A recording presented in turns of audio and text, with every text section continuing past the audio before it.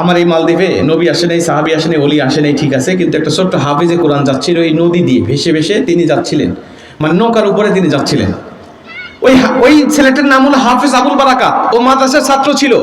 যখন মাদ্রাসায় লেখাপড়া করতো তখন এই কুরআনুল কারীম যা পড়তো, মা তাকে মাদ্রাসায় দিয়েছিল যে আমার সন্তান যেন কোরআনের হাফেজ হয়, কিন্তু কি আজীব ব্যাপার, যা পড়ে তার মাথায় কাজ করে না, মানে মাথায় কিছু ঢোকে না, ব্রেন একেবারে দুর্বল। ছোট্ট হাফেজ আবুল বারাকাত বলছে, আমি জানি নবীজি বলেছেন আল্লাহর কাছে কোনো ব্যক্তি যদি দোয়া করে নেক কাজের উসিলা দিয়ে, তাহলে আল্লাহ নাকি সেই দোয়াটা কবুল করে। তাহলে আমি আল্লাহর কাছে একটা নেক কাজের উসিলা দিয়ে দোয়া করি, আল্লাহ যেন আমাকে হাফেজ বানা দেয়। উনি বলছেন, আমি দোয়া করলাম, আল্লাহ আমি তো যা পড়ি মাথায় কাজ করে না, মাথায় মনে রাখতে পারি না, তুমি যদি আমাকে কোরআনের হাফেজ বানা দাও, আমি তোমার কাছে ওয়াদা করছি আমি নিজে পায়ে হেঁটে হেঁটে যেদিন আমি হাফেজ হব ওই দিনই মক্কাতুল মুআজ্জামায় হজ করার জন্য নিজে পায়ে হেঁটে রওনা হয়ে যাব। ভাই নিয়তটা দেখছেন আপনারা? ছোট মানুষ, 8 থেকে 10 বছর বয়স। ইবনে বতুতা রাহমাতুল্লাহ তার কিতাবের মধ্যে লিখছে যে এই ছেলে এমন নিয়ত করার পরে আল্লাহ পাক তার নেক নিয়তটাকে কবুল করে নিয়েছে এবং আল্লাহ অল্প দিনের মধ্যে তাকে কোরআনের হাফেজ বানায় দিয়েছে। হুজুররা মাথায় পাগড়ি পরায় দিয়েছে, যাও তুমি হাফেজে কোরআন হয়ে গেছো। ও ছেলেটা এক দৌড় মায়ের কাছে, মা আপনি কইছিলেন হাফেজে কোরআন দেখ অবস্থায় আমাকে দেখবেন, আল্লাহ আমাকে হাফেজ বানায় দিয়েছে। হাফেজ আল্লাহ আমাকে বানায় দিয়েছে। মা বুকের সাথে জড়িয়ে ধরেছে। মা যখন দড়িয়ে ধরেছে, সন্তান ডাক দিয়ে বলছে, মা বেশিক্ষণ জড়ায় রাখেন না, আমি নিয়ত করেছি যেদিন আমি কোরআনের হাফেজ হব ওদিন আমি নিজে পায়ে হেঁটে হেঁটে হজ করার জন্য রওনা হব। মা ডাক দিয়ে বলছে, সন্তান তুমি ছোট মানুষ, আবেগের বসে অনেক কথাই বলতে পারো, কিন্তু সব কথা কি আর পালন করা যায়? হজ করা কোথায় মরক্কো আর কোথায় মক্কা, কোথায় কাবা, তুমি এখান থেকে কিভাবে যাবে বাবা? টাকা লাগবে, শক্তি লাগবে, অনেক অর্থ লাগবে, তোমার তো কিচ্ছু নাই, তুমি কিভাবে যাবে? হাফিজ আবুল বারাকাত বলছে, মা আমার টাকা নাই, আমার শক্তি নাই, কিন্তু আমার কাছে কোরআনুল কারীমের একটা আয়াতের বক্তব্য জানা আছে, আর এই আয়াতের বক্তব্যের পাওয়ারে আমি এই মরক্কো থেকে সৌদি আরবে চলে যাব হজ করার জন্য। মুসলমান ভাইরা আমার খুব মনোযোগ দিয়ে শুনে নেন, আপনাদের ঈমানটা বেড়ে যাবে এই ঘটনার মাধ্যমে। ইবনে বতুতা রাহমাতুল্লাহ আলাইহি বলেন, এই হাফিজ আবুল বারাকাত মাকে ডাক দেয়া বললেন, মা আল্লাহ পাকের কোরআনের একটা বক্তব্য আমি জানি। আল্লাহ পাক বলে দিয়েছেন, ইন্নাল্লাযীনা ক্বালু রাব্বুনাল্লাহ সুম্মা ইসতাকামু তাতানাজ্জালু আলাইহিমুল মালায়েকা আল্লা তাখাফু ওয়া লা তাহজানু ওয়া আবশিরু বিল জান্নাহ। আল্লাহ পাক ডাক দেয়া বলেছেন, রে পৃথিবীর মানুষেরা, তোমরা যদি আমাকে রব বলে স্বীকার করে নাও এবং আমি আল্লাহ পাকের উপরে পরিপূর্ণ ইস্তেকামত আর ভরসা যদি রাখতে পারো, আমি আল্লাহ পাক বলে দিলাম তোমরা বিপদে আপদে বালা মুসিবতের মধ্যে পড়ে আমাকে যখন যখন স্মরণ করতে পারবে, আমি আল্লাহ তোমাদেরকে নিজে সেখান থেকে হেফাজত করব, নিজে সেখান থেকে তোমাদের রক্ষা করব। উনি বলছেন, জাতির লোকেরা, আমি আল্লাহ পাকের এই বক্তব্যটা জানার কারণে আমার মাকে যখন শোনায় দিয়েছি, আমার মা ডাক দিয়া বলেন, বাবারে তুমি ছোট মানুষ, তোমার কণ্ঠের এমন কোরআনের রেফারেন্স শুনে সত্যি আমার হৃদয়টা শীতল হয়ে গেল। যাও তোমার জন্য দোয়া করে দিলাম, তুমি মক্কাতুল মুআজ্জামায় হজ করার জন্য রওনা হয়ে যাও। লম্বা ঘটনা সংক্ষেপে আমি আপনাদেরকে বলি, হাফেজ আবুল বারাকাত রওনা হয়ে গেলেন নিজে পায়ে হেঁটে হেঁটে। কিছুটা রাস্তা তাকে সাগর পাড়ি দিতে হবে। হাফেজ আবুল বারাকাত বলে, ওই সাগর পাড়ি দেওয়ার জন্য আমাকে যে নৌকায় উঠতে হবে, এই নৌকা ওঠার মতো কোনো টাকা পয়সা আমার কাছে ছিল না। একটা ব্যবসায়িকদের নৌকা ভেসে যাচ্ছিল, কিনারায় তারা দাঁড়িয়েছে কিছুটা বিশ্রাম নেওয়ার জন্য। আমাকে দেখে তারা ডাক দেয়া বলেন, তুমি কোথায় যাও? আমি ডাক দেয়া বললাম, এই মক্কাতুল মুআজ্জামায় হজ করার জন্য রওনা হয়ে গিয়েছি, কিন্তু এটা পার হব এর মতো টাকা পয়সা আমার কাছে জমা নাই। ওই ব্যবসায়িকদের নৌকার লোকেরা আমাকে ডাক দেয়া বললেন, তুমি আমাদের নৌকায় যেতে পারো, আমরা তো ওই পথেই চলে যাচ্ছি। হাফেজ আবুল বারাকাত বলে, আমি উঠলাম নৌকার উপরে। নৌকাটা যখন চলে যাচ্ছিল, আমি দেখতেছিলাম নৌকাটা অনেক দূর চলে যাওয়ার পরে পশ্চিম আকাশে বিশাল মেঘের ঘনাঘটা হয়ে গেছে। মুহূর্তের মধ্যেই কালো মেঘ তৈরি হয়ে গেছে। মুহূর্তের মধ্যেই টর্নেডো, ঘূর্ণিঝড়, সিডর আর আইলা শুরু হয়ে গেল। নৌকার পানিগুলো, নিচের পানিগুলো নৌকার উপরে ঢেউয়ের ধাক্কা দিয়ে দিয়ে উঠতে লাগলো। তুফান শুরু হয়ে গেল। সাগরের মাঝে তুফানটা কত ভয়াবহ হতে পারে, যারা জীবনে কখনো লঞ্চের মধ্যে সাগরের তুফান দেখেছেন তারাই কেবলমাত্র বলতে পারবেন।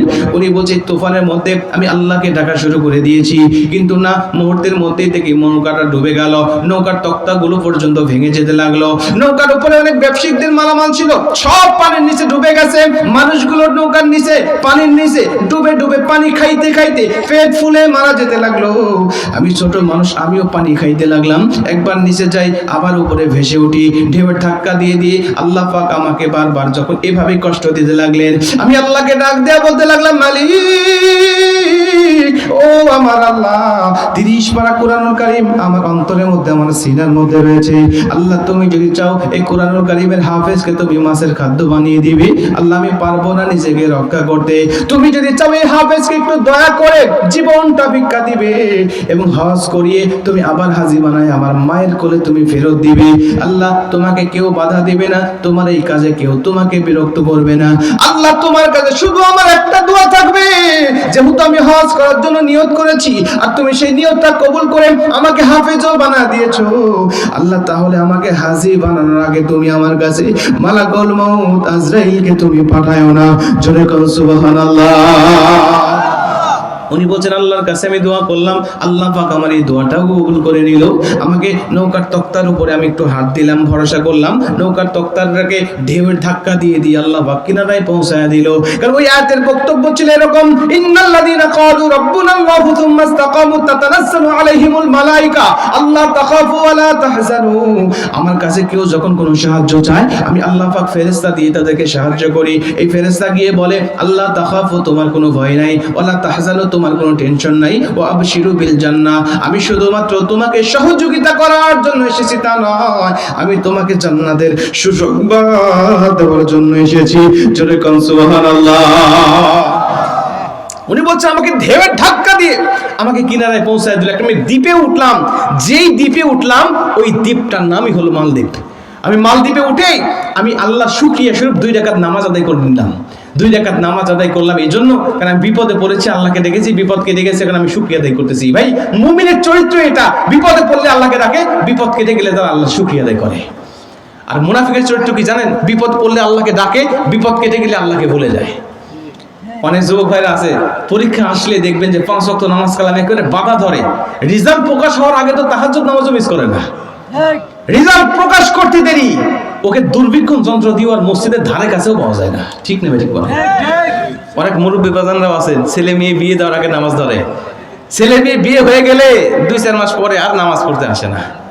আসে না? নাই, দিনাজপুরে যদিও নাই, কিন্তু অন্যান্য জায়গায় আছে। নবী বলেন এটা হলো মুনাফিকের চরিত্র, বিপদে পড়লে আল্লাহকে ডাকে, বিপদ কেটে গেলে আল্লাহকে ভুলে যায়। আর মুমিনের চরিত্র হলো বিপদে পড়লেও আল্লাহকে ডাকে, বিপদ কেটে গেলেও তারা আল্লাহর শুকরিয়া আদায় করতে ব্যস্ত থাকে। সুবহানাল্লাহ। হাফেজ আবুল বারাকাত সেজদা দিয়ে আল্লাহর শুকরিয়া আদায় করলেন, করার পর দেখলেন কোথাও কোনো বাড়ি ঘর জায়গা যায় কিনা। উনি সামনের দিকে আগমন হলেন, প্রথমে একটা বাড়ি পেলেন, খেজুর পাতা ছাউনি দিয়ে ঘেরা।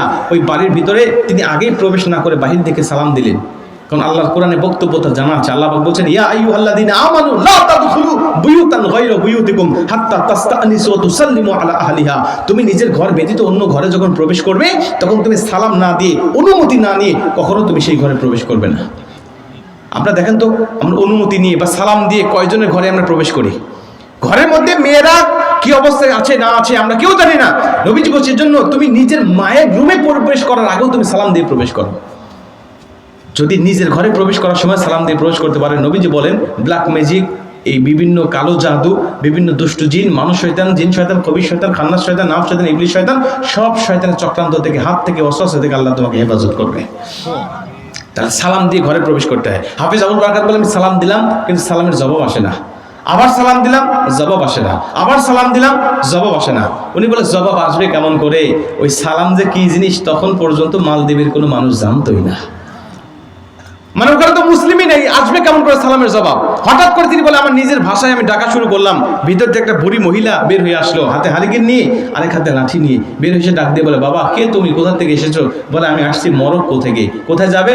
মক্কাতুল মুআজ্জাবে, মানে সৌদি আরবে হজ করার জন্য। না আমি হাফেজে কোরআন, হজ করার জন্য যাচ্ছি। মতিমতে নৌকা ডুবে গেছে, একটু বিপদগ্রস্ত হয়েছি, আমার সামনে কত মানুষ মারা গেল, আল্লাহ আমাকে বাঁচায় দিয়েছে, রাত্রিটা আপনার বাসায় থাকতে চাই, সকালে উঠে চলে যাব। বুড়ি মহিলা ডাক দেখে বাবা তুমি হাফেজে কোরআন, এই হাফেজ কি কোরআন কি জীবনে কখনো শুনি নাই, যাচ্ছিলা হজ করার জন্য, এটা কি তাও জানি না, তবে তুমি বিপদে পড়েছো এটা বুঝতে পেরেছি, তুমি একদিন থাকতে চাও তো থাকতে চাও, থাকতে পারো, কোনো সমস্যা নাই, আমি তোমাকে থাকতে দিব। হাফেজ আবুল বারাকাত বলে আমাকে থাকতে দিবে, এই বলে আমাকে ডেকে নিয়ে গেল ঘরের মধ্যে, আমাকে শুকনা কাপড় দিল, আমি ভেজা কাপড় চেঞ্জ করে শুকনা কাপড় পরিধান করে আমি আবারও আল্লাহর শুকরিয়া আদায় করে 2 রাকাত নামাজ পড়ে আমি গুনগুন গুনগুন গুনগুন করে কুরআনুল কারীমের তেলাওয়াত শুরু করে দিলাম। আমার তেলাওয়াত শুনে, উনি বলছে আমি গুনগুন করে তেলাওয়াত করতেছিলাম, আমার তেলাওয়াত শুনে মা আর মেয়ে 2জন বাড়িতে বসবাস করতো মহিলা, ওই 2জন মহিলা আমার পাশে এসে বসে গেল। আমার দিকে হা করে তাকিয়ে আছে, পিনপন নীরবতা সহকারে আমার তেলাওয়াত শুনছে। আমি বুঝতে পারলাম তাদের হয়তো ভালো লাগতেছে। আমি আমার তেলাওয়াতের ভলিউমটা একটু বাড়ায় দিলাম, তারা শুনতেছে একেবারে মাতোয়ারা হয়ে, মনোমুগ্ধকর ভাবে আমার তেলাওয়াতটা শুনতেছে। আমি দীর্ঘ সময় পর তেলাওয়াতটা বন্ধ করে দিলাম।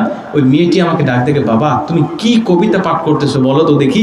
আমরা তো জীবনে বহু কবিতা শুনেছি, কিন্তু তোমার মতো এত সুন্দর কবিতা শুনি নাই। তোমার কবিতা কেমন যেন আমার অন্তরে আঘাত করতেছে, আমার দিলটা একেবারে প্রশান্ত হয়ে যাচ্ছে। তুমি যত তেলাওয়াত করতেছো, যত পাঠ করতেছো, ততই যেন ভালো লাগতেছে। এটা কি? হাফিজ আবুল বারাকাত বলে, মা ওই যে আপনি বললেন না যে হাফিজে কোরআন কি আপনি চেনেন না? এটা হলো সেই কোরআন যেটা আল্লাহর পক্ষ থেকে মানব জাতির জন্য নাজিল হয়েছে। আর ওই কোরআন থেকে কয়েকটা সূরা তেলাওয়াত করে আমি শোনালাম। মা এটা হলো মুসলিমদের সংবিধান, এটা হলো মানুষের সংবিধান, এটা হলো পবিত্র কোরআন। এই কোরআনের কয়েকটা অংশ তেলাওয়াত করে শোনালাম। বুড়ি মহিলা ডাক থেকে, বাবারে তোমার কাছে একটা অনুরোধ করি, তুমি বলছো না যে কালকে সকালে চলে যাবে, তুমি সকালে যাও না, তোমার যতদিন থাকার ইচ্ছা হয় ততদিন থাকো। তবে শর্ত হলো তুমি সময় পাইলে মাঝে মাঝে তোমার এই কোরআন থেকে একটু তেলাওয়াত করে করে আমাদেরকে শুনিয়ে আমাদের অতৃপ্ত আত্মাগুলোকে একটু তুমি তৃপ্তি দান করবে। সুবহানাল্লাহ। ইবনে বতুতা রাহমাতুল্লাহ আলাইহি তার কিতাবে লেখেন যে সঙ্গে সঙ্গে হাফেজ আবুল বারাকাত তিনি বললেন, ঠিক আছে মা আমি রাজি, আমি যতদিন পরিবেশ স্বাভাবিক হতে সময় লাগে ততদিন থাকবো আর তেলাওয়াত করে করে আপনাকে শোনাবো। ইবনে বতুতা বলে একাধারে 7 দিন পর্যন্ত তিনি আছেন, 7 দিনই তিনি কোরআন তেলাওয়াত শুরু করেছেন, আর 7 দিনই তার পাশে এসে মা মেয়ে শুনেছেন। কিন্তু 7তম রাত্রি বেলায় যখন কোরআন তেলাওয়াত হচ্ছে তখন মা মেয়ে তার পাশে নাই, মা মেয়ে তার কোরআন তেলাওয়াত শুনতে আসে নাই। উনি বলে, কি ব্যাপার, 7 দিনের একদিনও মিস হলো না, আজকে কেন মিস হলো, কেন আসে না? উনি দেখে পাশেই একটা রান্নাঘর, ঝোপড়ি ঘর, ওই ঘরের মধ্যে মা মেয়ে দুজনে বসে বসে গুনগুন গুনগুন করে কাঁদতেছে। হাফেজ আবুল বারাকাত বলে, মনে করলাম যে হয়তো আমি একাধারে 7 দিন পর্যন্ত তাদের বাড়িতে আসি, হয়তো আমাকে থাকতে দিতে কষ্ট হচ্ছে, আবার যেতে বলতেও তারা লজ্জাবোধ করতেছে, তো এই জন্য হয়তো কাঁদতেছে, আমি সকালবেলা উঠে চলে যাব। আমি মায়ের কাছে গিয়ে বললাম, মা আপনি কান্নাকাটি করেন না, সকালে উঠেই চলে যাব। আপনি বুঝতে পেরেছি আপনি ইতস্ত বোধ করতেছেন যে আপনি আমাকে খাবার দিতে পারতেছেন না, কষ্ট হচ্ছে, আবার যেতেও বলতে পারতেছেন না, এই জন্য কাঁদতেছেন যে আল্লাহ আপনাদেরকে গরিব বানাইছে।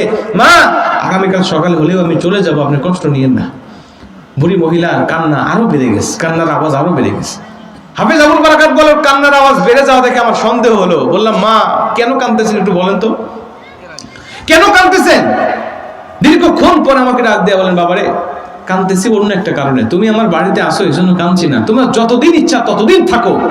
কাঁদতেছি ওই যে আমাদের একটা হিন্দুদের একটা উপাসনালয় দেখা যায়, একটা মন্দির দেখা যায়, এই মন্দিরের মধ্যে আমাদের একটা নিয়ম হলো, আমাদের মালদ্বীপের একটা কুসংস্কার হলো যে প্রতি বছর এই মন্দিরের মধ্যে একটি করে কুমারী মেয়েকে দিতে হয়।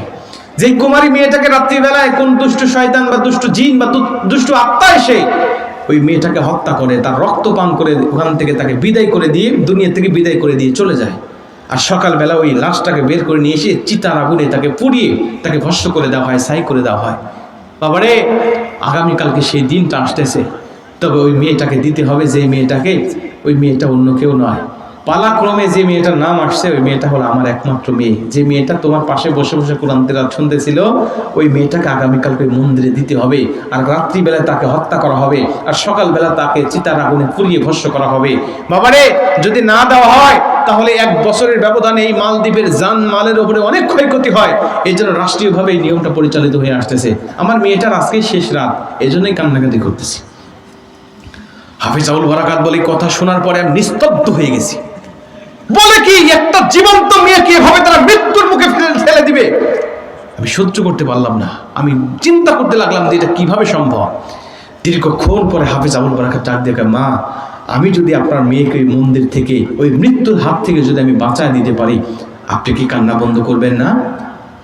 বুড়ি মহিলা আমার কথা শুনে ডাক দিয়ে বলছে, বাবারে তুমি ছোট মানুষ, আবেগের বশে তুমি অনেক কথাই বলতে পারো, কিন্তু এটা সম্ভব নয়, কারণ এই নিয়মটা রাষ্ট্রীয়ভাবে পরিচালিত হয়। আগামীকাল সকালবেলায় প্রশাসনের লোক আসবে, আনসার বাহিনী আসবে, ওরা এসে আমার মেয়েটাকে সাজিয়ে গুছিয়ে নিয়ে যাবে, মন্দিরের মধ্যে সারা রাত আটকে রাখবে, সারাদিন আটকে রাখবে, এরপর রাত্রিবেলা তাকে হত্যা করা হবে এবং সকালবেলা তার লাশটা বের করা হবে।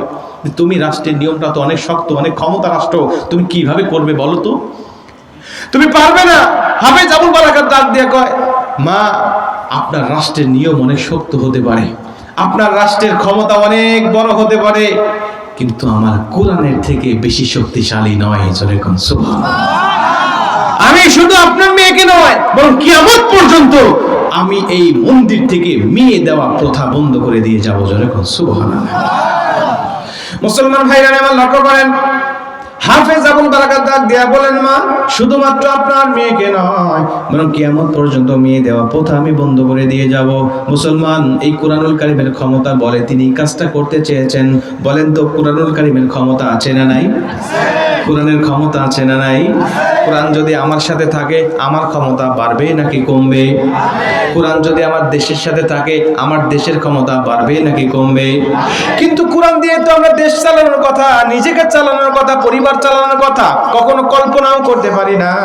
সবাই কোরআনুল কারীমের ক্ষমতা বাস্তবায়ন না করে নিজেদের ক্ষমতাগুলো বাস্তবায়ন করার জন্য বড় ব্যস্ত হয়ে পড়ি। কথা বলেন ঠিক কিনা? এক লোক নতুন বিয়ে করছে, বাসর রাতে বউকে ডাক দেখে, বউ আমি কিন্তু সরকারি চাকরি করি, অথবা আমার সাথে কথা বলার সময় তো খুব সাবধানে কথা বলবে। বউ তো অবাক, আপনি সরকারি চাকরি করেন অথচ আমার মা বাবা আমাকে বলেই নেই। যে জামানার মেয়েদের স্বপ্ন থাকে যে একটা সরকারি চাকরিওয়ালা ছেলের সাথে বিয়ে বসবে, ঠিক না ঠিক?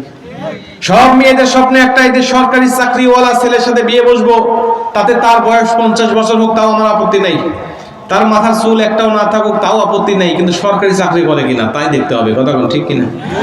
মেয়ের মা বাবাও দেখবেন ওই টার্গেটে বসে থাকে যে আমার মেয়ে সুন্দরী, দেখতে ভালো মাশাআল্লাহ, কিন্তু আমার এই মেয়েকে যার তার হাতে তুলে দেব না। কার হাতে দেব? সরকারি চাকরি করে কে। তাতে তার চরিত্র 4 নম্বর 5 নম্বর হোক তাও সমস্যা নাই, নামাজ 1 ওয়াক্তও না পড়ুক তাও সমস্যা নাই, গাঞ্জা 5 ওয়াক্ত খাক তাও সমস্যা নাই, ওর মাথায় চুল একটাও থাকুক না থাকুক, বয়স 50 বছর হোক তাও আপত্তি নেই, সরকারি চাকরি করে কিনা। ওই সরকারি চাকরি করলে মেয়ের বাবা মা আর কিচ্ছু দেখে না, ওর হাতে মেয়েকে তুলে দেয়। কথা ঠিক কিনা? কত দিনদার ইমানদার যুবকেরা আছে শুধু সরকারি চাকরি নাই বলে ওই ছেলের দিকে মেয়ের মা বাবা ভুল করেও তাকায় না।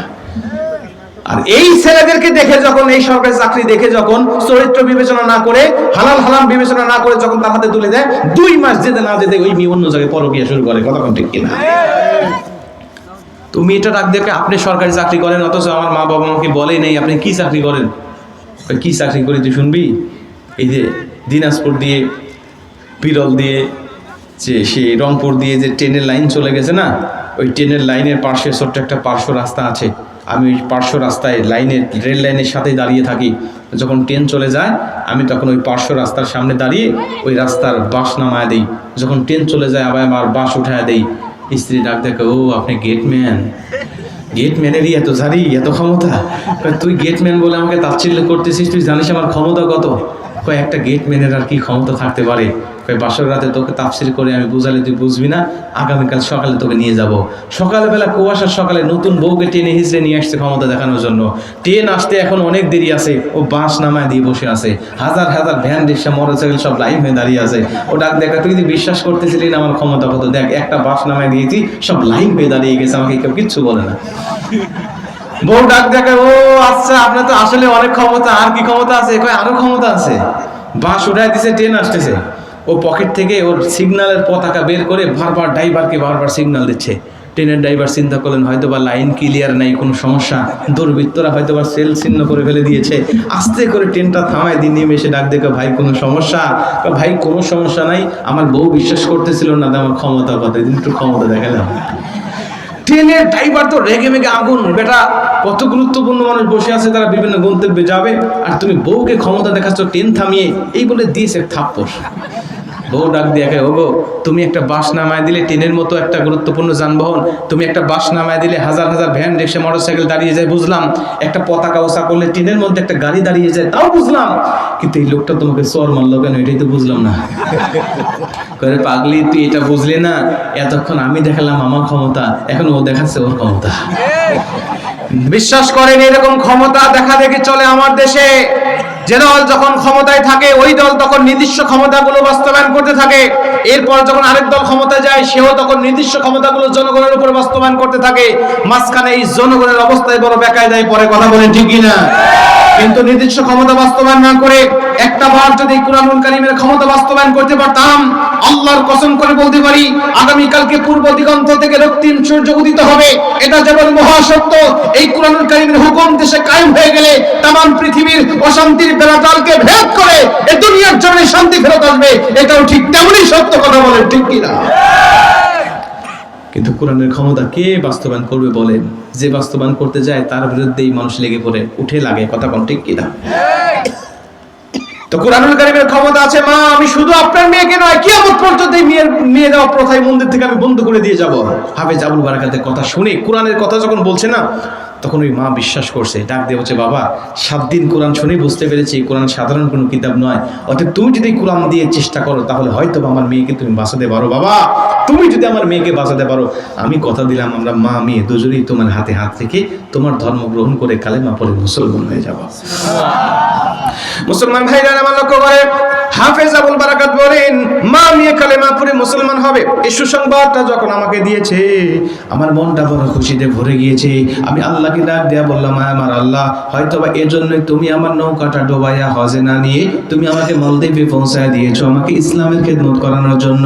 আয় আমার মালিক, আমিও আমার চেষ্টা থেকে সর্বোচ্চ চেষ্টা করে যাব এই মালদ্বীপ ইসলামটা প্রচার করার জন্য। উনি বলছেন, পরের দিন আমি আমার মাকে ডাক দেয়া বললাম, মা ওরা তো কোনো মেয়ে মানুষকে ছাড়া ছেলে মানুষকে নিবে না, এরপরেও কুমারী মেয়ে ছাড়া তারা নেয় না, যেহেতু আপনার মেয়েকে তারা সিলেক্ট করে ফেলেছে। মা আমি ছোট মানুষ, আমার দাড়ি মোছ কিছু ওঠে নাই, আমি যদি আপনার মেয়ের পোশাকটা পরিধান করি ওরা ছেলে নাকি মেয়ে বুঝতে পারবে না। ইসলাম প্রচারের জন্য হিকমত অবলম্বন করা, কৌশল অবলম্বন করাকে আল্লাহ জায়েজ করে দিয়েছেন। আপনি আমার বোনের পোশাকটা আমাকে পরা দিবেন, আমার বোনের পোশাকটা আমাকে দেন, আমি ওটা পরিধান করব। আমার চেহারাও বড় সুন্দর, আমি যখন মেয়ের পোশাকটা পরিধান করব আমাকে চিনতে পারবে না। আমি চলে যাব মালদ্বীপের মন্দিরের মধ্যেই, আর ওখানে ঢোকার পরে আমি কুরআনুল কারীমের ক্ষমতা বাস্তবায়ন করব। এরপরে আমি কোরআন দিয়ে মন্দিরে মেয়ে দেওয়া প্রথা বন্ধ করে দিব। জোরে কোন সুবহানাল্লাহ। ইবনে বতুতা রাহমাতুল্লাহ আলাইহি বলেন, হাফেজ আবুল বারাকাত যে কথা বলেছে ওইভাবে কাজ করেছে, সুন্দরভাবে সেজে মেয়ের পোশাক পরিধান করেছে, কারণ ইসলাম এটাকে হালাল করেছে। ইসলাম প্রচারের জন্য কৌশল করা। উনি চলে গেলেন, উনি বলে আমাকে মন্দিরের মধ্যে ঢুকায়া দিল। মন্দিরের মধ্যে ঢুকানোর পরে আমাকে বাহির থেকে তালা দিয়ে আটকে রাখলো, যেন কোনোভাবেই আমি বের না হয়ে যেতে পারি, কোনোভাবেই আমি পালিয়ে না যেতে পারি। আমাকে ফজরের পরে ঢুকানো হয়েছে, জোহরের আগে। আমি ওখানে ফজর আসর, আমি জোহর আসর মাগরিব এশা 4 ওয়াক্ত নামাজ আমাকে মন্দিরের মধ্যেই আদায় করতে হবে। আবার পরের দিন ফজরের নামাজও আমাকে ওখানেই পড়তে হবে। 5 ওয়াক্ত নামাজ আমি কেমনে পড়বো? আমি মন্দিরে ঢুকে দেখি বিভিন্ন মূর্তি দিয়ে পুরো মন্দিরটা সাজানো রয়েছে। পুরো মন্দিরটা সাজানো, যেই ঘরে ছবি মূর্তি থাকে ওই ঘরে নামাজ পড়লে নামাজ কবুল হয় না। উনি বলছেন এখানে নামাজ তো পড়া যাবে না, আবার যেই ঘরে ছবি মূর্তি থাকে নামাজ পড়লে নামাজ হয় না। আবার কোনো মন্দিরের মূর্তি ভাঙার কথাও ইসলাম সমর্থন করে না। নবীজি বলেন, তুমি মূর্তিকে গালি দিও না, ভাঙা তো দূরের কথা, কারণ তুমি যদি কোনো মূর্তিকে তুমি গালি দাও, ওই মূর্তির যিনি উপাসনা করে, ওই মূর্তির যিনি পূজা করে, সেও তোমার রবকে গালি দিবে। এজন্য তুমি তাদেরকে গালি দিও না, তাদেরকে ভেঙো না। উনি বলছেন আমি এখন কি করতে পারি? আবার নামাজ পড়লেও তো নামাজ হবে না। আমাদের অনেক ঘরে আছে বিভিন্ন ছবিগুলো কিন্তু আমরা টানা রাখি, আছে না নাই? আমাদেরকে বিভিন্ন মাহফিলে গেলে বিভিন্ন ঘরে আমাদেরকে বসতে দেয়, আমি বসে দেওয়ালে তাকিয়ে দেখি কোনো ছবি আছে কিনা। অনেক ঘরে বিভিন্ন ছবি মূর্তি দেখা যায়, নিজের ছবি, বাবার ছবি, দাদার ছবিগুলো টানিয়ে রেখেছেন। এ মুসলমান, যদি কারো ঘরে আজও পর্যন্ত কোনো ছবি টানানো থাকে, আজই চলে যাবেন, ওটা নামিয়ে রাখবেন। কারণ নবীজি বলে, যেই ঘরে ছবি মূর্তি থাকে ওই ঘরে কোনো রহমতের ফেরেশতা প্রবেশ করতে পারে না। আল্লাহ না করুক ওর সময় ওই ঘরে যদি মৃত্যু হয়ে যায়, মরণের সময় যদি আজরাইল তার কাছে চলে আসে ওই ঘরের মধ্যে, ওর কাছে রহমতের ফেরেশতা প্রবেশ না করার কারণে বেঈমান হয়ে মৃত্যুবরণ করার সম্ভাবনা সবচেয়ে বেশি থাকে। এই জন্য মাহফিল থেকে যাওয়ার পরে আমাদের আরেকটা আমল হবে, আমরা ঘর থেকে ছবি মূর্তি থাকলে এগুলো নামিয়ে রাখবো, দৃশ্যমান না হবে এমন অবস্থায় আমরা রেখে দেব। হাফেজ আবুল বারাকাত বলে, আমি কি করব? দ্বিধা দ্বন্দ্বের মধ্যে পড়ে গেছি, মূর্তি ভাঙবো নাকি রাখবো। হঠাৎ আমার চিন্তা হলো, আমি যেই কুরআনুল কারীমের ক্ষমতা বাস্তবায়ন করার জন্য এসেছি, এটা যদি বাস্তবায়ন হয়ে যায় তাহলে তো এই মূর্তি আর থাকবে না মন্দিরের মধ্যে, এই মন্দিরও থাকবে না মন্দির অবস্থায়, এটা ভেঙে মসজিদ তৈরি হবে ইনশাআল্লাহ। জোরে কোন সুবহানাল্লাহ। তাহলে মূর্তি আর লেখে লাভ নাই, খামাখা আমাকে নামাজ কাজা করে কি লাভ? উনি বলছেন আমি ভাঙতে ভাঙতে একেবারে সব মূর্তিগুলো ভেঙে দিয়েছি। আমি সব মূর্তিগুলো ভেঙে জোহর আসর মাগরিব এশা 4 ওয়াক্ত নামাজ আমি ওখানেই আদায় করে ফেলেছি। 4 ওয়াক্ত নামাজ আদায় করে আমি আল্লাহ পাকের শুকরিয়া আদায় করলাম। আল্লাহ পাকের কোরআনুল কারীম থেকে গুনগুন করে তেলাওয়াত শুরু করে দিলাম। আমি জোরে তেলাওয়াত করতে পারতেছি না, এই জন্য যে বাহিরে প্রশাসনের লোকেরা দাঁড়িয়ে আছে, ওরা যদি চিন্তা করে কোরআনুল কারীমের তেলাওয়াত ঘরের মধ্যে কে করে? হয়তোবা দরজা খুলে এসে আমাকে দেখলে হয়তোবা আমাকে বের করে দিবে, হয়তোবা আসল ফাইনাল সময় যাওয়ার আগ পর্যন্ত আমাকে থাকতে দিবে না। উনি বলছেন আমি গুনগুন করে তেলাওয়াত করতেছিলাম আর আল্লাহ পাকের কাছে ইস্তেখারা করতেছিলাম, আল্লাহর কাছে ইস্তেখারা করে পরামর্শ চাচ্ছিলাম, আমার আল্লাহ তুমি পরামর্শ দাও আমি কিভাবে সেই দুষ্ট জিন বা দুষ্ট শয়তানের মোকাবেলা করতে পারি। আমার মালিক, আমি ছোট মানুষ, কিছু জানি না, কিছু বুঝি না। আল্লাহ যাচ্ছিলাম মক্কাতুল মুআজ্জামায় হজ করার জন্য। তিনি বলছেন আমি যাচ্ছিলাম কিন্তু প্রতিমধ্যে নৌকা ডুবে এসেছিলাম। আল্লাহ কি বলতে কি বলে আল্লাহ বিভিন্ন বড় একটা চ্যালেঞ্জ নিয়ে মন্দিরের মধ্যে প্রবেশ করেছি। আল্লাহ নবীজি বলেছেন ইস্তেখারা করে আল্লাহর পরামর্শ চাইলে আল্লাহ তুমি নাকি পরামর্শ দাও। আল্লাহ আমি ইস্তেখারা করলাম তুমি আমাকে পরামর্শ দাও, ওই দুষ্ট জিনের মোকাবেলা আমি কিভাবে করতে পারি, দুষ্ট শয়তান দুষ্ট আত্মার মোকাবেলা আমি কিভাবে করতে পারি, এই মন্দির থেকে মেয়ে দেওয়া প্রথা আমি কিভাবে বন্ধ করতে পারি। হাফেজ আবুল বারাকাত বলেন আমি যখন আল্লাহর কাছে ইস্তেখারা করে পরামর্শ চেয়েছি আল্লাহ পাক আমাকে তখন ডাইরেক্ট পরামর্শ দান করে দিয়েছে। যেরকম সুবহানাল্লাহ। ইস্তেখারা করে পরামর্শ পাওয়া যায়। আমরা অনেক যুবক আজও পর্যন্ত সেটা জানি না। মুসলমান হয়েছি, বাবা মা মুসলমান, সেই সূত্রে আমিও মুসলমান, কিন্তু ইস্তেখারার মাধ্যমে আল্লাহর পরামর্শ পাওয়া যায় এটা কখনো শুনি নাই। মুসলমান বন্ধু আমার, নবীজি বলেন তুমি যখন কোনো কাজ করতে যাবে কিন্তু সিদ্ধান্তহীনতায় ভুগতেছো কি করবে না করবে, ওই সময় তুমি মানুষের কাছ থেকে পরামর্শ নেওয়ার আগে তুমি আল্লাহর কাছ থেকে পরামর্শ নাও। এই আল্লাহর কাছ থেকে পরামর্শ নেওয়ার মাধ্যমটা হলো ইস্তেখারা। তুমি আল্লাহর পাকের কাছে 2 রাকাত নামাজ আদায় করবে, নির্ধারিত একটা দোয়া পাঠ করবে, আল্লাহকে বলবে আল্লাহ তুমি যা জানো আমি তা জানি না, তুমি যা দেখো আমি তা দেখি না, তুমি ভবিষ্যৎ জানো আমি জানি না। আল্লাহ আমি অমুক কাজ করতে যাচ্ছি, এই কাজটা আমার জীবনের জন্য কল্যাণকর কিনা আল্লাহ তুমি আমাকে জানা দাও। আল্লাহ অমুক ব্যবসা আমি করতে যাচ্ছি, এই ব্যবসাটা আমার জন্য কার্যকর হবে কিনা আল্লাহ তুমি আমাকে জানা দাও। আল্লাহ অমুক মেয়েকে বিয়ে করার জন্য প্রস্তাব এসেছে, সে আমার জীবনের জন্য কল্যাণকর হবে কিনা আল্লাহ তুমি আমাকে জানা দাও। অমুক চাকরির অফার এসেছে, চাকরিটা আমি করব কিনা আল্লাহ তুমি আমাকে জানা দাও। নবীজি বলে এভাবে তুমি ইস্তেখারা করে যদি আল্লাহর কাছে পরামর্শটা চাইতে পারো, একদিন করো আল্লাহ তোমাকে পরামর্শ দিবে, 2 দিন করো আল্লাহ তোমাকে পরামর্শ দিবে, যদি না দেয় 3 দিন করো আল্লাহ পরামর্শ দিবে, যদি না দেয় 7 দিন পর্যন্ত তুমি করতে থাকো, আল্লাহ পাক তোমাকে ডাইরেক্ট স্বপ্নের জগতে দিবে।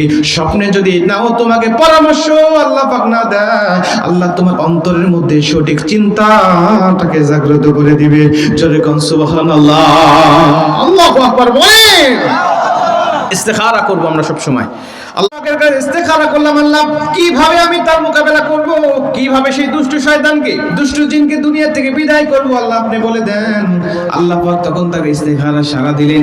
ইস্তেখারার মাধ্যমে আল্লাহ পাক তাকে উত্তম পরামর্শ দান করে দিলেন। আল্লাহ পাক ডাক দিয়া বলেন রে হাফেজ আবুল বারাকাত, তোমার পায়ের তল থেকে তুমি এক মুষ্টি বালি নিবে আর পবিত্র কোরআনুল কারীমের মধ্যে সবচেয়ে পাওয়ারফুল একটা আয়াত তুমি তেলাওয়াত করবে। মুহাদ্দিসরা বলেন পবিত্র কোরআনুল কারীমে আল্লাহ পাক যত আয়াত নাযিল করে দিয়েছে তার মধ্যে সবচেয়ে পাওয়ারফুল আয়াতের নাম হলো আয়াতুল কুরসি, সূরাতুল বাকারার 255 নম্বর আয়াত। এই আয়াতুল কুরসিটা তেলাওয়াত করে কেউ যদি বালির উপর নিক্ষেপ করে, হাফেজ আবুল বারাকাতকে বলা হলো তুমি যদি সেই দুষ্ট জিন দুষ্ট শয়তান বা দুষ্ট আত্মা যিনি প্রতিটা বছর একটি করে মেয়ের জীবন নষ্ট করে চলে যায়, তুমি যদি তার দিকে নিক্ষেপ করতে পারো, আগুনের কয়লা পানিতে ছেড়ে দিলে যেমন নিস্তেজ হয়ে যায়, আমার আল্লাহ মুহূর্তের মধ্যেই ওই দুষ্ট জিন দুষ্ট শয়তানকে পানির মধ্যে আল্লাহ পাক নষ্ট করে দিবেন। জোরে বল আল্লাহু আকবার। আল্লাহ রাব্বুল আলামিন নিজের থেকে কিছুই করতে চান না, নিজেই কিছু করেন না। আল্লাহ পাক তার মুমিনদের বান্দাদের থেকে, মুমিন বান্দাদের থেকে আল্লাহ পাক সেই কাজগুলো করে নেন। আল্লাহ ইচ্ছা করলে নিজেই তো ধ্বংস করে দিতে পারতো, কিন্তু আল্লাহ নিজের হাতে না করে আল্লাহ পাক এটা মানুষের মধ্যে করে, মানুষের জন্য করে আল্লাহ পাক এটা মানুষগুলোকে সতর্ক করে দিয়েছেন, মানুষগুলোকে দিয়ে কাজগুলোকে আদায় করে নিয়েছেন। আল্লাহ বলে দিয়েছেন এই কাজগুলো তোমরা করবে, এর বিনিময়ে মানুষেরা ইসলাম ধর্ম সম্পর্কে জানবে, আবার মানুষেরা আমি আল্লাহ পাকের ক্ষমতা সম্পর্কে জেনে ঈমানটাকে বৃদ্ধি করবে। জোরে কোন সুবহানাল্লাহ। একটা কথা মনে পড়লো, শোনেন এদিকে তাকান ভাই, একটু আস্তে আস্তে একটু আস্তে। একটা কথা মনে পড়লো, আল্লাহ নিজের থেকে কিছু করেন না, আল্লাহ পাক তার বান্দাদের মাধ্যমে কোন কোন কাজগুলো ঘটায় নেন, কিন্তু যখন দেখে যে এটা বান্দাদের সাধ্যের বাহিরে বা বান্দাদের চোখের বাহিরে, বান্দাদের আড়ালে, এটা বান্দারা দেখে নাই বা বান্দারা সরে নাই, তখন আল্লাহ পাক কোন কোন জায়গায় নিজের হাতে সেই বিচারের দায়িত্বটা নিয়ে নেয়। আপনাদের এই দিনাজপুর, এই দিনাজপুর জেলা এই বিরল থানা আজকের থেকে 7 থেকে 8 বছর আগে হবে। আমি 7 থেকে 8 বছর আগের কথা বলছি। আমি এই কথাটা এই 7-8 বছরে কোথাও বলি নাই, এই আজকে হঠাৎ মনে হলো আপনাদের এই বিরলের কথা মনে করে। এই বিরলে আজকে থেকে 7-8 বছর আগে বিরল দিনাজপুর জেলা বিরল থানা জয়রামপুর নামক এলাকা। আপনারা কি চেনেন এই এলাকার নাম? আপনারা এই জয়রামপুর যত সম্ভব এলাকার নাম হবে জয়রামপুর। আমি পত্রিকায় পড়েছিলাম জয়রামপুর হবে, তো না এই জয়রামপুরই হবে, আমি পত্রিকায় পড়েছিলাম। তো ওই এলাকার একজন জেলে, উনি কোনো পুকুরে হোক বা কোনো দিঘিতে হোক বা কোনো নদীতে হোক উনি মাছ ধরতে গেছেন। তো মাছ ধরতে যাওয়ার পরে উনি কয়েকবার খেয়া দিয়েছেন, খেওয়া জাল, আপনারা কি বলেন এটাকে? খেওয়া জালই বলেন। তো উনি খেওয়া জাল দিয়েছেন, ওই খেওয়া জাল দিয়ে খেওয়া দেওয়ার পরে উনি মাছ পায় নাই, মেজাজটা এমনি খারাপ। তো কয়েকটা খেয়া দেওয়ার পরে উনি ওই নদীর মধ্য থেকে ওই জালের মধ্য থেকে একটা পুরাতন কোরআন পাইছে। কোরআন, এটা কোরআন উঠে আসছে ওই জালের মধ্যে করে। তো বেচারা হিন্দু মানুষ, ওনার বাবার নাম হলো এতো আলাকরা আর ওনার নাম হলো বিশু লাকড়া। আমার নামটাও মনে আছে। ওই সময় আমি এমন ভাবে পড়েছিলাম যে আমার আজ পর্যন্ত 7-8 বছর আগের কথা বলছি, আমার এখনো মনে আছে। এতো আলাকড়ার ছেলে বিশু লাকড়া। তো ওই বিশু লাকড়া মানে রাগ করে কি করছে, ওই কোরআনটাকে পা দিয়ে লাথি মারছে। যে মাছ পাচ্ছে না, একদিক থেকে অন্য দিক থেকে মুসলিমদের ধর্মের কোরআন উঠে আসছে, পা দিয়ে লাথি মারে আবার পানিতে ফেলা দিয়েছে। এই ঘটনা তখন কোনো মিডিয়া ছিল না যেটা ক্যামেরা করবে, সিসি ক্যামেরা ছিল না, কেউ দেখে নাই, ও শুধু এই কাজটা করছে। আল্লাহ পাক দেখছে যে এটা তো আর বান্দার উপরে ছেড়ে দিলে হয় না, এটা তো এখন নিজের দায়িত্বের উপরে নিজের বিচারটা করতে হয়। এটা তো আমার কোনো মুসলিম বান্দা দেখে নাই, মুসলিম বান্দা দেখলেই এই বিচারটা করতো।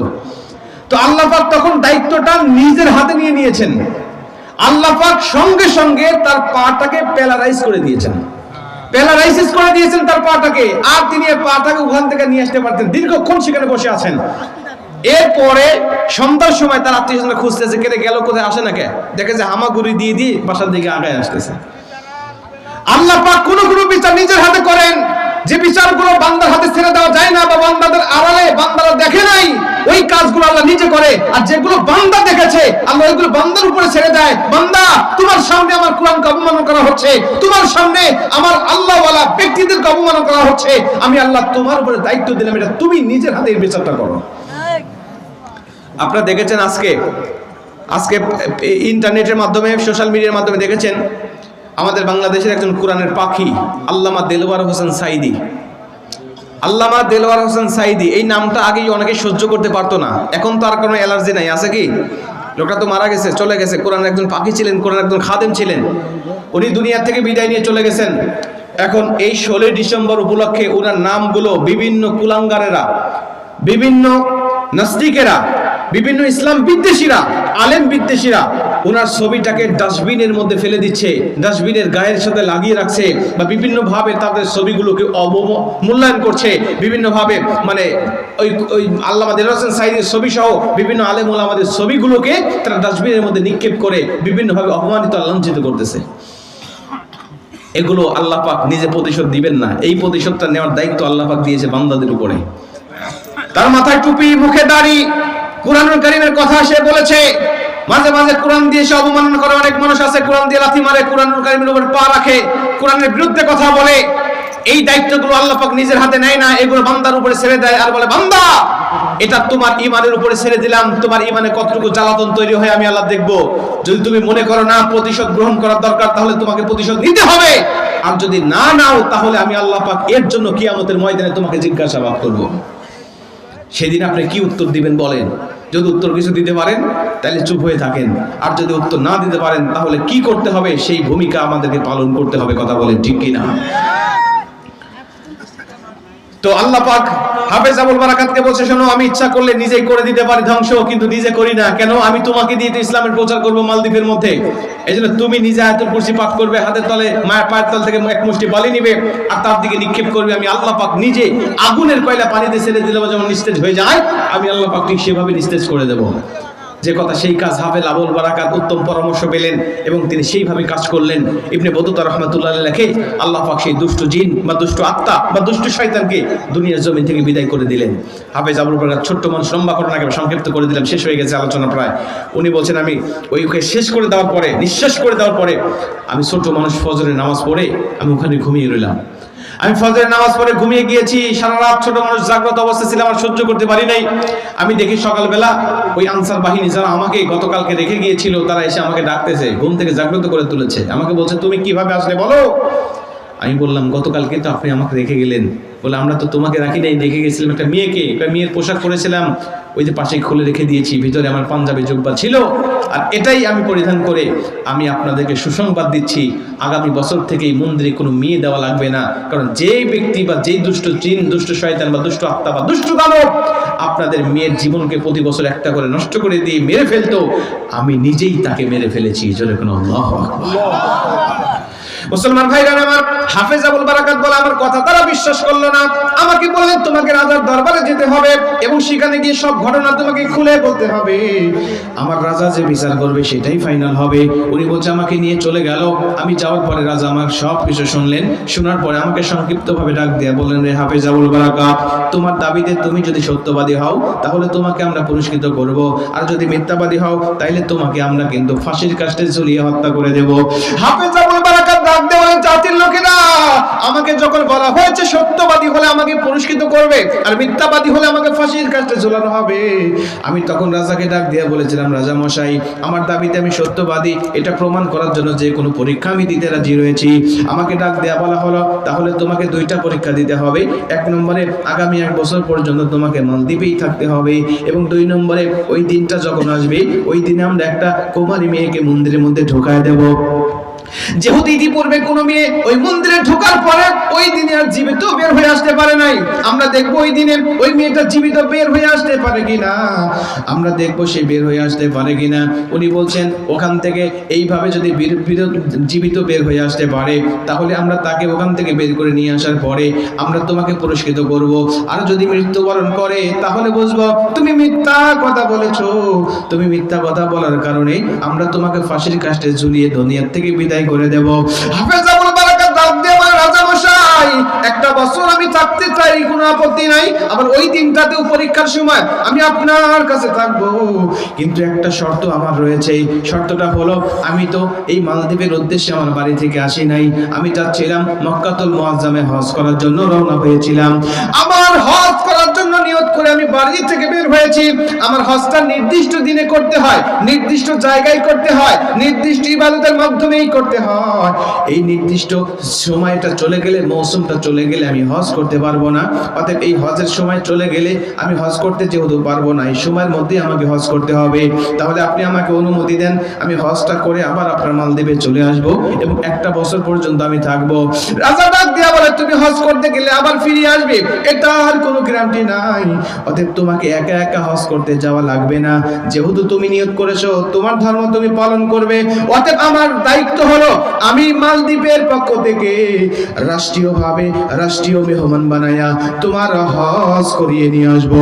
জোরে কোন সুবহানাল্লাহ, আল্লাহু আকবার বলে। ইন্নাল্লাযীনা ক্বালু রাব্বুনাল্লাহু সুম্মা ইসতাকামু তাতানাজ্জালু আলাইহিমুল মালায়েকা আল্লা তাখাফু ওয়া লা তাহজানু ওয়া আবশিরু বিল জান্নাহ। আল্লাহকে ভরসা করলে, আল্লাহর উপরে ইস্তেকামত থাকলে আল্লাহ যে কোন দিক দিয়ে আপনাকে সহযোগিতা করবে আপনি নিজেও টের পাবেন না।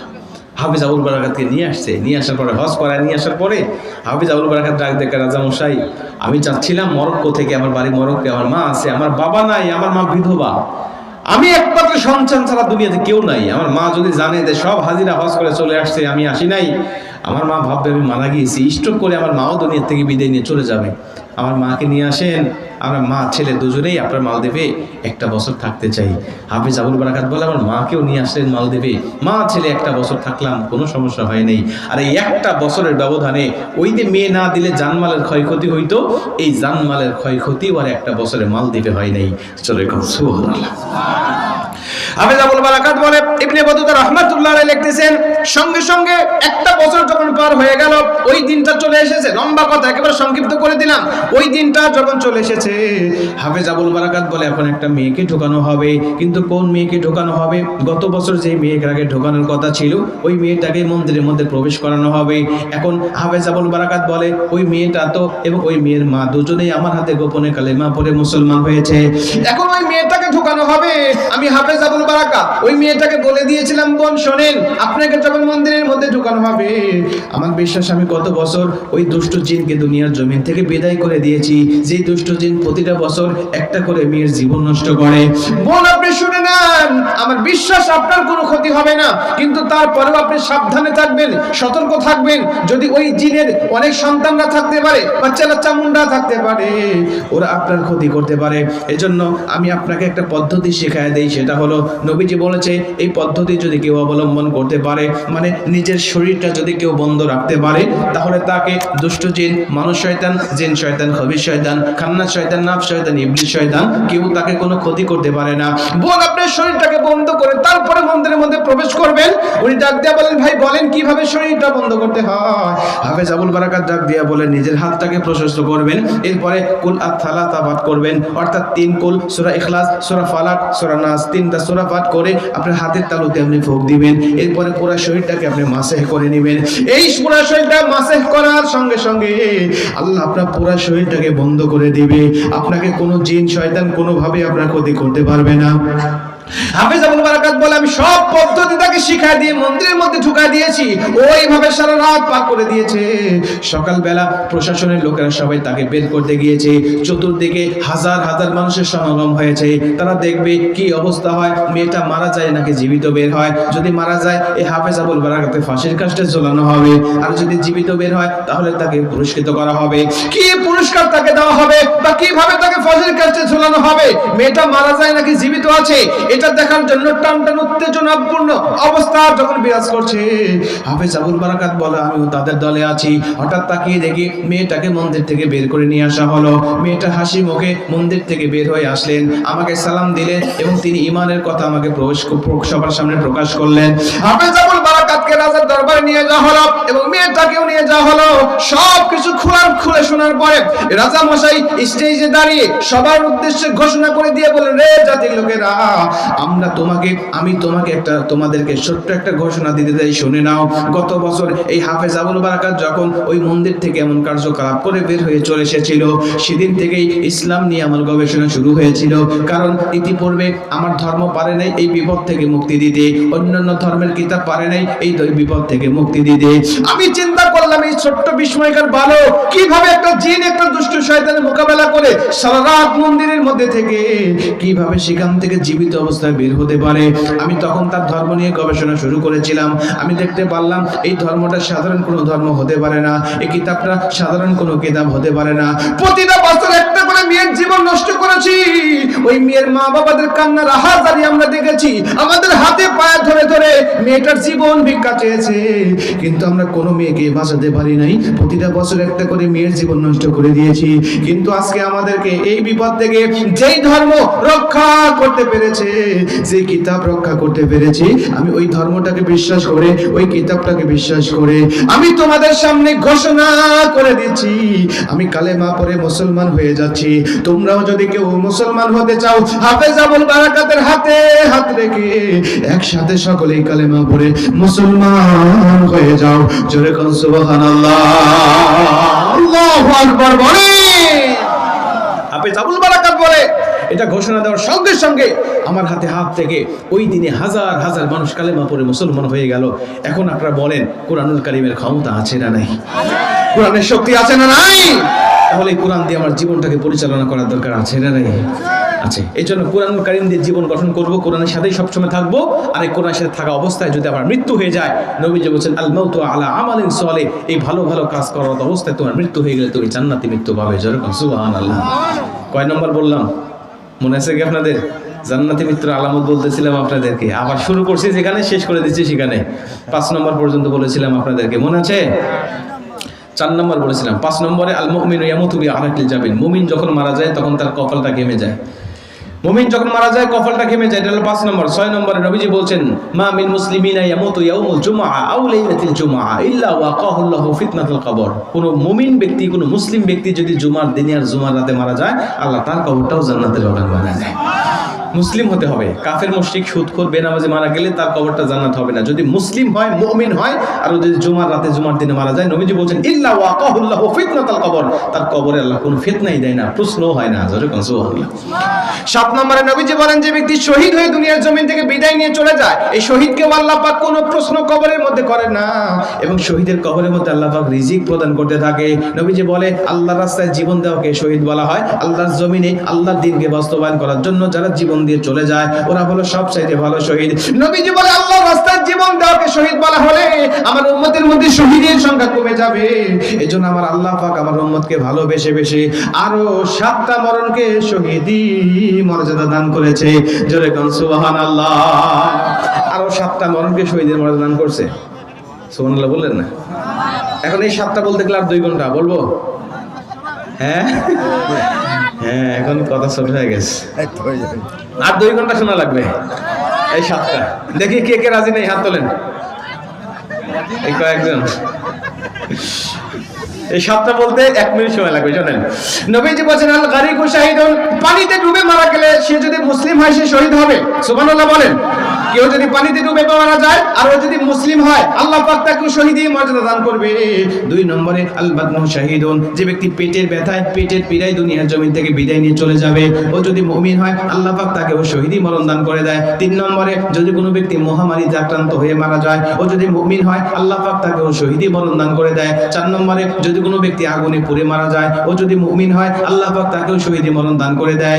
5 নম্বরে যদি কোনো ব্যক্তি মাটি চাপা পড়ে মারা যায়, এই হাদিসটাকে ব্যাখ্যা করে মুহাদ্দিসরা বলেছেন মাটি চাপা, গাড়ি চাপা, পাথর চাপা, পাহাড় চাপা, এই সমস্ত চাপা পড়ে যারা দুনিয়া থেকে বিদায় নিয়ে চলে যাবে আল্লাহ পাক তাদেরকেও শহীদি মরণ দান করে দিবে।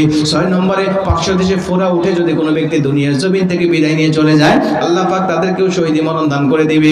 7 নম্বরে যদি কোনো মা সন্তান প্রসব করার অবস্থায় দুনিয়ার জমিন থেকে বিদায় নিয়ে চলে যায় আল্লাহ পাক বলে ওই মা যদি মুমিনা হয় আমার আল্লাহ তাকেও শহীদি মরণ দান করবে। জোরে কোন সুবহানাল্লাহ। জান্নাতি মরণ 7টা, শহীদি মরণ 7টা। এই 7 7 14 প্রকার মরণের মধ্যে আল্লাহ পাক যে কোনো একটা মরণ যেন আমাদেরকে নসিব করেন। জোরে বলেন আমিন। আর একটু জোরে বলেন আমিন। অনেক কষ্ট দিয়েছি ভাই, আপনারা অনেক কষ্ট করলেন, অনেক রাত হয়ে গেছে, 2.5 ঘন্টার উপরে আলোচনা হয়ে গেল। তো আমি আপনাদের সকলের জন্য দোয়া করি, আমিও আপনাদের কাছ থেকে দোয়া চাই। আল্লাহ আজকে যেমন একই সাথে একই মাহফিলে কোরআনের কথাগুলো বললাম এবং শুনলাম, আল্লাহ যেন জান্নাতের মধ্যেও আমাদেরকে এভাবে 10 মাস 10 সন্তানকে একত্রিত থাকার তৌফিক দান করেন। জোরে করেন আমিন। আমরা দূরত ইব্রাহিম পাঠ করে একবার আল্লাহুম্মা সাল্লি আলা মুহাম্মাদ ওয়া আলা আলি মুহাম্মাদ কামা সাল্লাইতা আলা ইব্রাহিম ওয়া আলা